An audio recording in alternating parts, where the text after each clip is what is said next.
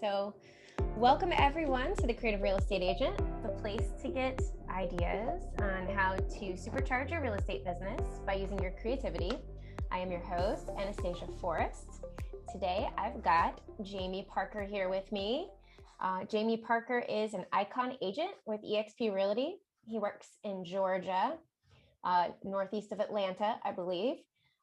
Jamie was recently featured in the Top Agent magazine. I happened to see the article pop up on LinkedIn, and I read all about him and how he has, is a musician and really successful realtor these days. And it got goosebumps. I was like, he is the perfect person for me to interview for the show. So without further ado, welcome to the show, Jamie. Hey, glad to be here, Anastasia. Appreciate the invite. Absolutely. Yes. How is it over? What's going on in Atlanta with the weather today? Because over here it's in St. Augustine, it's like really It's actually gonna be like in the 40s today. A little on the chilly side, but we do have, it looks like the sun is popping out. It was super cloudy this morning, but it looks like we are clearing that out and the sun is starting to peek out. We haven't seen the sun in a couple of days, but it is a little on the chilly side. Yes, I guess understandable considering what's 44. going on. It's gonna be 50 today, so it's actually gonna be pretty good. That's pretty similar to what we've got going on, actually. And then tomorrow's gonna be 52. Sunday's gonna be 55, and then we'll hit into the mid 60s next week. So okay. Yeah. So to clarify where you're located, I read that you're in a northeast of Atlanta. Is that correct? Yeah, I'm in the suburb northeast of Atlanta, but of course we do serve the entire metro area. So we have myself plus agents scattered across if you think of Atlanta and you think of a radius around Atlanta, we have agents that serve the entire metro area. Oh, very nice. Well, it's good to have people that can be in different places at once. Yeah, I can't be everywhere at once. I mean, I wish I could. I wish we could do this, but it doesn't work that way. No. Unfortunately, no, we can't. I can't either. So actually, how many agents do you have working on your team? So you run a team, is that correct? Not a team per se, not the team in what you traditionally think is a team. With you being an EXP agent, you kind of know how we roll. And so I have agents that I partner with, that's probably the best word. Your sponsees. Sponsorees, yes. I didn't know if you wanted me to go with that word, but yes, agents that we've sponsored. And so obviously we have a vested interest helping them. So, if I get a listing, 60 miles away, I'm probably not going to take it. Yeah. It's a little far. Well, that's good. But I will have people over in those parts of town to handle anything that I don't feel like I'm going to be able to handle. Yeah. That's a nice thing to do. I've gotten a lot of referrals since I've joined EXP from other EXP agents and other states and everything. Absolutely. I've got one today, actually, just working on another one, my second one in the last month in Florida. So that's very cool. Yeah. Well, now I have somebody in Georgia that I can. Absolutely. It's great to have. It's great to feel like you've got other people in other places. Absolutely. And it's good to have just a name as opposed to just throwing it out there on the portal. That you have your peeps and. Right. Like I know Pensacola, I know exactly who I would go to, or Orlando, exactly who I would send something to. I don't have to post it. I know I just need to make a call. Right. As opposed to posting. Yeah, right. And just kind of wonder. It's a little bit of a gamble. You're like, I hope they do a good job. Well, you interview. Well, of course. And I think some of the, just as I know we're digressing a little bit, but I think when you are giving referrals or whatever, a lot of the people who post for referrals, they just take the first person who calls them. Right. No. And I don't know that that's, yeah. We know that in real estate, 10% of the agents control 90% of the business. So with the chance of you getting somebody who's in that 10% on the very first person, unless it says they're an icon or unless it says, what it is, it's always good to make sure that whoever you're handing your clients over to is going to do what you would do. Right. I've definitely been pre-qualified when other agents contact me. Exactly. Sure. Exactly. Yeah. And I'm sure you do a fabulous job. Oh, well, thank you. It is my main focus right now. So, and as you know, we can pivot here. It sounds, from what I know of you, from reading your article and chatting with you, you used to be in a totally different business, Mhm. correct? Correct. Yeah. So so basically, let's start with your education. I saw that you have 3 music education degrees. Is that right? Oh, close. I Okay. do have 3 degrees. So I have a Okay. bachelor's in music education from Georgia State University. Then I have a master's in educational leadership from University of Georgia. Go Dogs. And then I have a Nice. specialist in instructional technology from University of Georgia. So most Oh, people, specialist is only like an education thing. It's not like if you most other like there aren't. I don't think there are other fields that offer specialist degree, but specialist kind of it slots between the master's and the doctorate degree. It's hmm, basically like doing a doctorate with like a 50-page thesis instead of like a 200-page thesis. So cool. basically, like you do a lot of your doctoral work, but when you were teaching, it got me an extra $5,000 a year. So Oh, that's and nice. back in the day, I'm not that old, but back in 2004, when I got the degree, it was only $5,700 to do the whole thing. So let's Oh, do the math: $5,000 a year raise, yeah. $5,700 to get the $5,000 a year raise. In a little over a year, I'm going to make my money back Right. from getting the degree. And then, at Yeah. that point, I still taught another 9 years after that. So Wow. Yeah. an extra $50,000 for a $5,700 investment. Yes. That's pretty rock and roll. Definitely rock and roll. Yeah, but Yeah. you can't do that today. Unfortunately, I'm sure it would be double or triple what I paid for it back in '04. Yeah. College is expensive. That's for sure. It is. Yes. I can speak from personal experience. Yes. I'm Um, so glad I'm past the point of no more loans. All those are taken care of and paid for. Real estate took care of all that. yes. So, I'm excited for that day. I'm excited. yes, so Mine are on pause you'll right get now. there sooner than later. So, did you want to know how we kind of pivoted from the education Y- to real estate? Did you Well, kind of yeah, I want to hear how, so you got those degrees and then, well, it sounds like maybe you got the first 2 and then started teaching I and got then my you got, first one and then started teaching. okay, So I gotcha. did I did my last 2 while I was working. Okay. So I kind of got used to doing like other things while I work. And so what was your work? Tell us about what you did exactly. So I taught orchestra. Cool. So we, taught.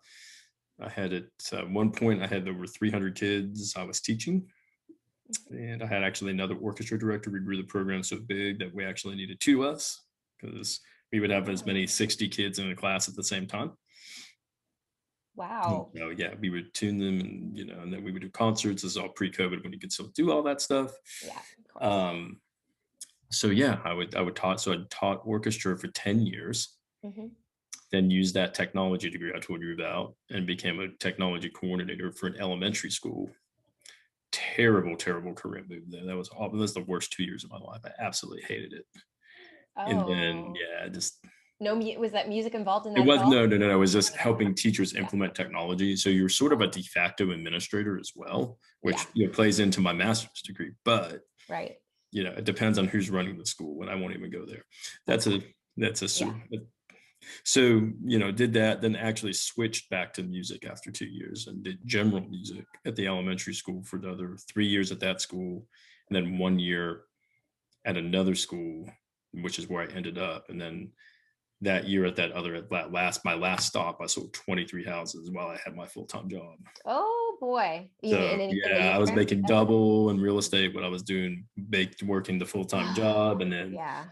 that Yeah. year was like the beginning of the year. I was like the star teacher, and they were like bringing me up to the county office and shooting my videos and my lessons and everything. And then the second half of the year, they were all over me like white on rice. I had an administrator that was just like on my tail the entire second part of the year.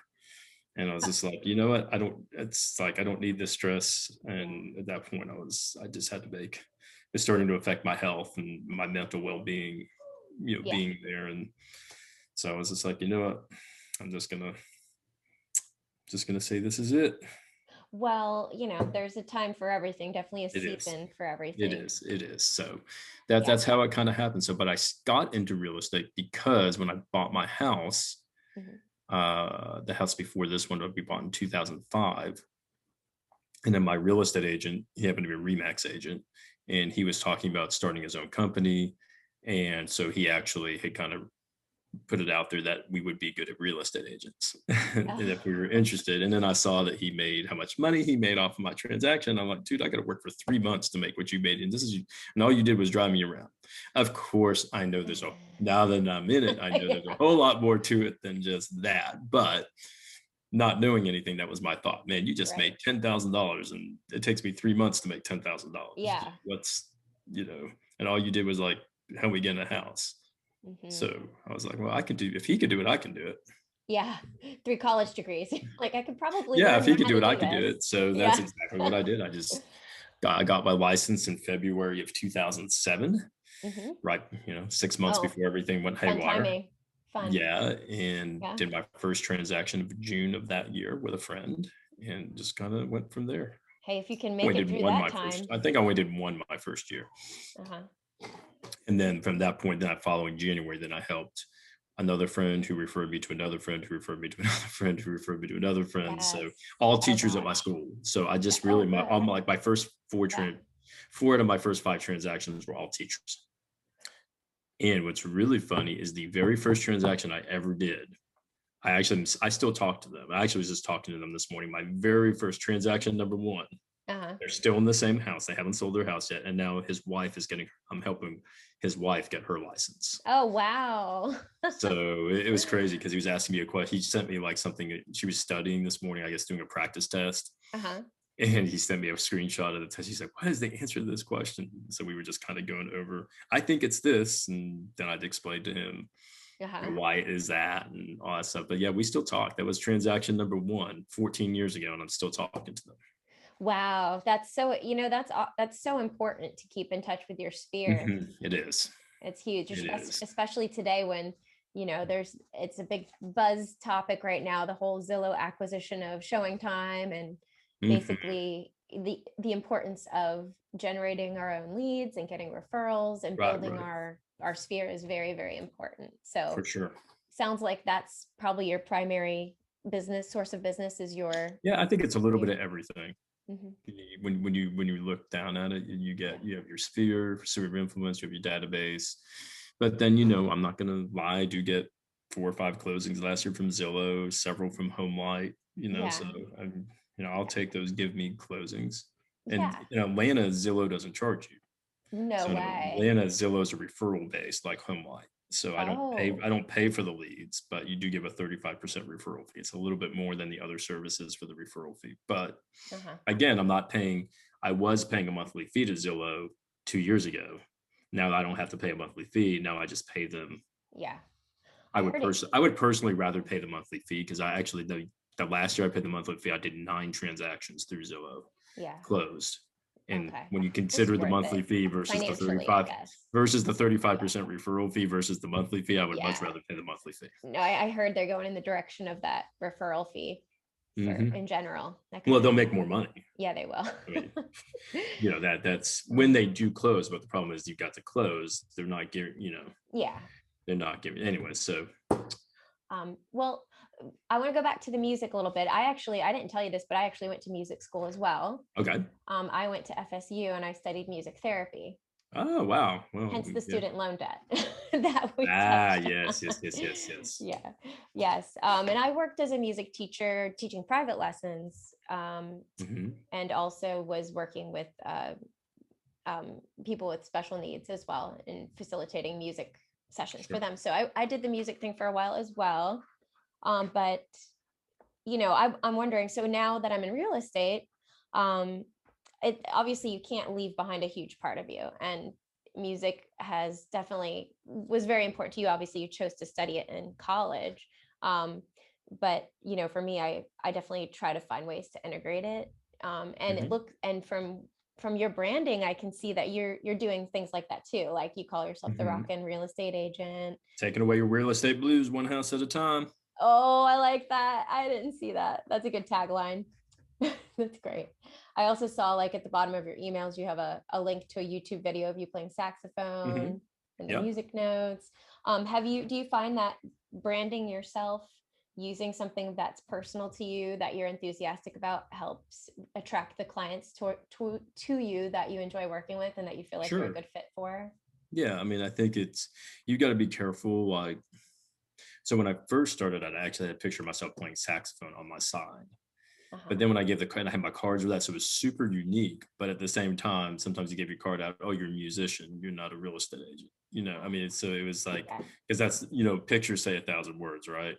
Right. And so it was good branding that people remembered it. So when I switched to EXP, I kind of went away from that because I'm knowing that to get $1 million listing or $2 million listing and have someone with a saxophone on their sign in their yard is probably not the same. It may be good for the less expensive stuff, but not as good for as we're trying to possibly go a little bit on the upper end of the market, or at least do more there. I don't want that to be all my business, but Right. at least have some more of my business in the over 500,000 range, as Right. opposed to everything under that. Right. So yeah, so I kind of switched the branding out because of that. And so Mm-hmm. I mean, people still associate it. You were the guy that used to have the saxophone on the sign. I still get that. So I don't know, maybe I can't say whether it was a good thing or a bad thing that I switched it out. I don't know. Yeah. Yeah. But I mean, I think they do know that I connection there, and it's Mm-hmm. unique, and it does kind of set me apart a little bit. So as I'm looking at it, we have an ad that's like goes out to our Brookwood community. We publish this magazine Oh, for our yeah. community. Nice. And so as I look at my ad, you look at your, oops, so you can see where it's branded. Yes. But we also see where EXP Realty is right underneath it. Right. Yes. Yeah, that balances it out and it balances it out for sure. Yeah. So nice. No, that makes a lot of sense. Say I can relate to that as well, because I definitely want to appeal to the luxury market too. But without saying this is the only market I'm going to work with, it's not like that. But you want to be taken seriously. Exactly. Yeah. So it definitely seems like teaching music and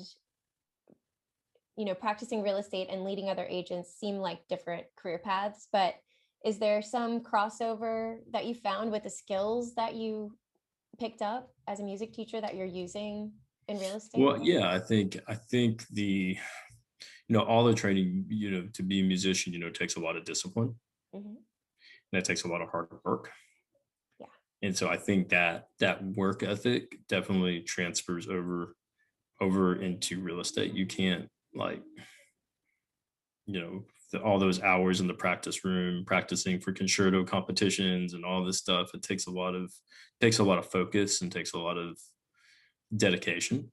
Mm-hmm. So and then even throughout there, I had a really, really amazing high school band director who did a lot of personal development and leadership stuff. And so even the stuff I learned through that process still stays with me today, even though it's been a long time. But, so the music, just kind of launched me in a trajectory of personal development and learning. And, so I mean, that definitely plays into where I'm at now. Mm-hmm. So yeah, definitely has a lot to do with stuff. And it creates a commonality. So many people love music. I mean, people love musicians and all that stuff. So yeah, it definitely has been helpful. Yeah, no, that makes sense. It definitely takes a lot of discipline for the music. And then obviously with real estate, you're your own boss, you're running your own business. Exactly. You've got to be self-motivated for sure. Exactly. We didn't talk about what you play. So we've been talking about saxophone, but do you play any other instruments? Yeah, I'm actually a professional saxophonist and clarinet player, so we can do both. I was the principal clarinet player for the Atlanta Passion Play Orchestra, which did basically the story of Jesus at the Atlanta Civic Center for 30 years for First Baptist Atlanta Church. And so I was hired on I probably did that for about 8 years, off and on, 8 to 10 years as the principal clarinet. Wow. There. And I've been blessed to play with some cool people when they've been in town, like Bobby Vinton and Ben Vereen when they've been in town. I've had some been blessed to play with a couple folks like that. Played in a local symphony for a little while, but mainly right now I just play church. So that is just want to use my gift. Yeah. Use my gift to serve and uplift others. I really don't, doing the whole wedding and bar scene and all that kind of stuff. And there's not really that much of a scene right now because of Corona anyways. Right. But yeah, just doing, I used to be in a wedding band where we would go play weddings and yeah, but you meet a lot of interesting people in the music world. I'll just leave it at that. Yeah. And when I ended up leaving the band, I ended up realizing I could have lost my teaching license because of a situation I found myself in. It wasn't my fault. I wasn't doing anything, but we were at a gig and they all like were huddled in like one area of the gig. So I'm like, what in the world do I do? So I wandered over and they were all smoking weed. I was like, dude, man, if somebody like, man, I'm a teacher, I'm a school teacher, man, I can't like be associated with like people that are doing that are doing that kind of stuff. And these are like grown 50-something-year-old men. I was like 20-something at the time. And these are like grown 50, 55-year-old men who are super successful, drove Porsches and Mercedes, and they're at someone's New Year's Eve party smoking weed at the break. I'm like, really? It's just like, that's really not smart. And there's definitely a party scene in the music world, so it just especially with gigging and stuff like that. It just wasn't. I left that band and just to really just focus on church stuff after that. I have no idea what's going on. There's some really loud music playing in my house, and as far as I know, nobody else is here. So I'm like, I have no idea. I think Alexa might have just turned herself on or something. So really? If you hear it, please ignore it as best you can. Yeah. I'm going to assume it's I don't hear anything. Okay, cool. Well, I was, another thing I was curious about is, so you said that you were able to enjoy music and still make music now. So do you find is it distracting, or are you able to kind of compartmentalize pretty well? We have to compartment. You could do it when you can do it. Like I'll have to do some practicing this weekend because I'm doing some stuff at church. I'm actually playing keyboard at church this weekend. So fun. I started piano when I was like in kindergarten. So I don't really ever remember not knowing how to play the piano. Oh, wow. Like I don't really ever, so I can just sit down. I mean, for what we do for church, I'm serviceable. I would never get paid. I would never accept money to do it, but I certainly can go and hold my own and for a church service. That's fun. Most time music's not that hard. So most just doing chord changes and whatever is not too difficult. But so no, and I write music. So been doing some of that, working on some stuff to at some point record beyond my iPhone.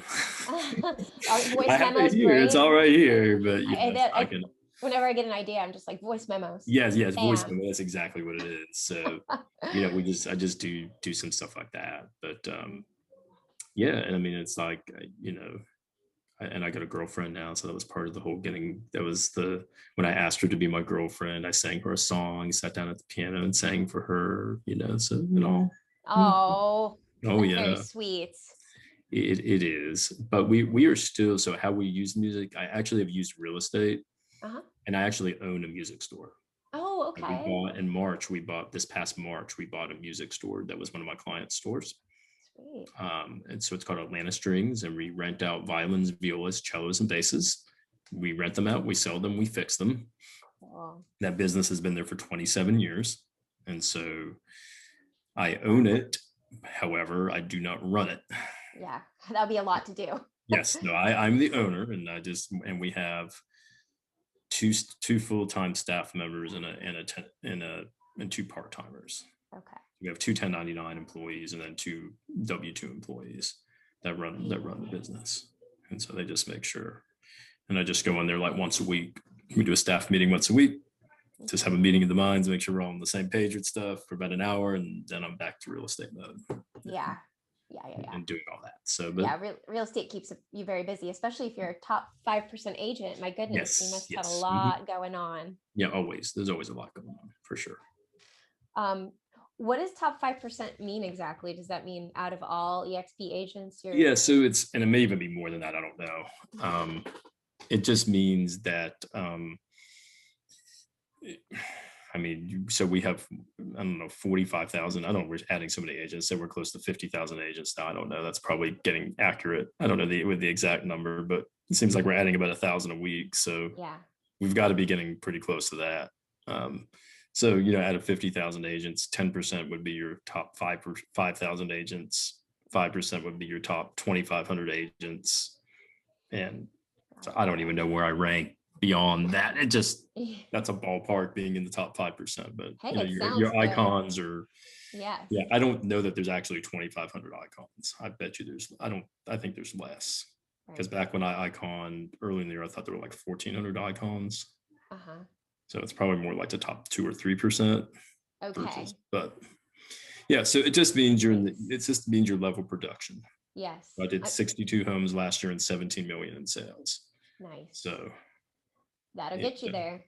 It will. Yeah. And the blessing, just to put a little shout out there for EXP is we do get a lot of referrals through EXP. And so being an icon definitely helps you stag those referrals. I mean, versus a non-icon agent. That makes sense. I think I'll get there this year. I've reached my commission cap, but then I've got to do the, you'll get it. You'll get kind of cap, the number of transactions. Yep, 20 transactions beyond your cap. So I'm working on it. You get there. You'll be there, Anastasia. No, I'll be celebrating with you. Oh, thanks, Jamie. I love EXP. Oh yeah, it's been like the best. I mean, it has been like the best. I can't even begin to say. There's certain things we're just not allowed to talk about per corporate, but right. But I've seen those. Yeah. Life changing would be the word. Yes. Life changing would be the word. When did you come over to the company from KW? 3 years ago. 3 years ago. Okay. About the so time you know how much my life has changed. Yeah. You know where things were at 3 years ago versus now. Yes. Being involved in the equity, being involved in the stock equity program and all the other stuff that goes along with that, how things have changed. Oh, at the volume of sales you're doing, I can just imagine. Only imagine. Yeah, it's pretty ridiculous. Yeah. Pretty awesome, pretty exciting. Right. It's cool. It's very cool to be part of a company that is doing so well. And I don't see why they would stop doing so well. They've got a very strong business model. Yeah, absolutely. It's a great company. Absolutely. And honestly, I feel like there's a lot of freedom to brand yourself. I feel like we have a very open culture. Yes. And so you can kind of run a business within a business. Yeah. Well, what's the best way for someone who's interested in moving to Northeast Atlanta, Georgia, to get a hold of you? Call me on my cell phone. Okay. Do you want to I would give the cell phone number 404-483-7816. It is actually part of me. It's like an appendage. It is by my side almost all times. So if someone needs me, I'm accessible. So what makes my value proposition compared to other agents is you can actually reach me. Or if you send me a text, I'm gonna respond to you, or at least acknowledge that I received it in short order. I'm not gonna leave you on unseen for hours and hours. I mean, there are situations that you're in the middle of stuff, but I mean, for the most part, you're gonna get a pretty rapid response. Yeah, probably 99% of the time, I'm gonna respond to you almost immediately, because that is a value. I don't like it when people don't do that with me. Like if I send you a text, how hard is it to even give me a thumbs up that you've even seen it? Pretty easy. Does that take all days. of like a second? Yeah, pretty easy these days with the emojis. Yeah, you hit the button and boom, you hit a thumbs up. That's exactly what I just did. Someone just sent me a text. I just hit a thumbs up, just so they know I have it. Right. Yeah. Just so I knew that I've acknowledged it and I've seen what they sent me. Right. I don't need, there was what they sent. There was really no need for me to do anything beyond a thumbs up. But it makes them know that I'm responding to them and that they feel like they're priority, and not just another. Right. Just another transaction for money. Right. I do like to get paid though. Don't get me wrong. But Yes. Well, it's important. Yeah, Yeah. kind of. Got to Yeah, make a living. Like Zig Ziglar said, money ranks right up there with air. We kind of need it. Kind of need it. Yep. That's a great Mhm. one. Well, wonderful. But it's obvious that you're a very caring person, and Mhm. um, between your music past and your current professionalism, I'm sure Mhm. you'd be a pleasure to work with. Um, and I really thank you again for being here today. It was really nice getting to chat with you, Jamie. And maybe we can do it again sometime. Absolutely, anytime. Always happy to help out a fellow rock star like yourself. Oh, thanks so much. And to All the right. rest of you, whoever happens to watch or be watching, thank you for watching. And if you have any questions about real estate or EXP Realty, you can always send me a message. Mhm. And it's been great. So that's all for today. All right. Well, we appreciate it, Anastasia. And just remember one thing, folks, if you are in the market to buy a home, sell a home, and invest in real estate, Atlanta is the #1 destination in the US right now. We have more people moving into Atlanta than any other major city in the US. So if you're looking to buy, sell, especially invest, we get double-digit cap rates on investing. If you don't know what a cap rate is, you can reach out to one of us and we can enlighten you as to what that is. But the market is really, really good down here right now. It's a great market for investors, for owners, and the climate is temperate. And then we also have a way that we can help you buy a home before you sell. That is a big deal right now with a smaller amount of inventory we have on the market right now. So we have some very creative things that we are working on to take away some of the pain points that we're experiencing in the market as the market has shifted and changed to what it is, what we're experiencing now. And it's not like that. It's like that everywhere, from what I understand. It's not just here. Yeah, it's definitely like that here too. So Yeah. that's neat. I'd love to hear what you're doing. Maybe we Yeah. can Yeah. talk about Absolutely. that sometime. Absolutely. Yeah. You and I we can chat offline, and I'll be happy to help. Sounds great. All right. Well, enjoy the rest of your afternoon. All right. You too, Anastasia. Okay. You be blessed. All right. You too. Y'all be safe. Bye bye.